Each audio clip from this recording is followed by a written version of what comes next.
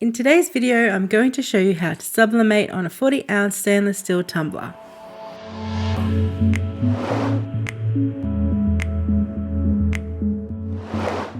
Hi, I'm Vanessa from DIY Craft Tutorials. For this project, you will need the PYD Life sublimation oven, an inkjet printer that you converted to sublimation. Standard ink will not work, you will have to use sublimation ink. My favorite brand is Hippo. Sublimation paper, I have used both these brands and have gotten really good results. When you purchase the oven, a heat-resistant glove, heat-resistant tape and shrink-wrap sleeves are all included. A heat gun. 40-ounce stainless steel sublimation tumbler. I knew this tumbler was going to be a little bit tricky because there is a tapered edge down the bottom and a handle up the top that doesn't get removed. I couldn't add a full wrap to the top, but I did purchase a design from Design Bundles that would be perfect for this tumbler. I will leave a link to it in the description. I printed out my design and then cut it out. The flowers on this look so beautiful. I'm really looking forward to seeing the outcome. I go over the tumbler with a lint roller to ensure little to no dust is left, and then I start wrapping. Like I mentioned before, the handle on this tumbler doesn't come off, so sublimating around and underneath it would be tricky.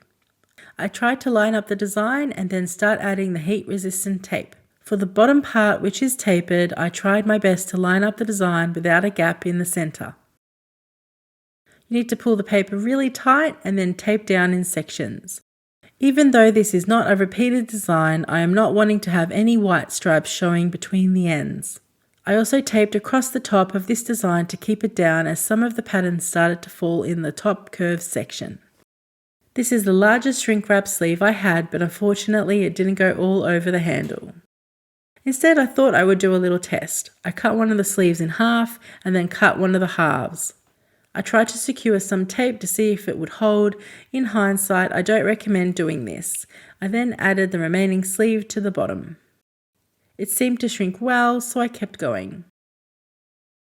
I set my sublimation oven to 355 degrees for 6 minutes, and once the beeping starts at temperature, I put in the tumbler, which just fits. Here you'll see the tape didn't hold the top part of the shrink wrap sleeve, but I'm very surprised with the transfer results. I would even say if you tape your wrap tight enough, you don't need the shrink wrap. When finished, I took it out and placed it on my heat mat. I carefully tried to remove the shrink wrap without burning myself. Next time I will use another heat-resistant glove. Be careful not to chip the coating if you're using sharp tools like I am. Now time for the big reveal. I cannot tell you how excited I was to peel this. The colour was so vibrant and the image was really crisp. There's no ghosting, and this is the section I couldn't shrink wrap, and it came out amazing. Look at the bottom section. Even though the pattern is not seamless, there is no white at the seam. I'm so excited about this tumbler, it is so impressive. Thank you so much for watching. I'll leave a link to everything in the description box of this video. I hope this tutorial has inspired you to create something just like this. Let me know if you have any questions, and I'll see you again in the next tutorial.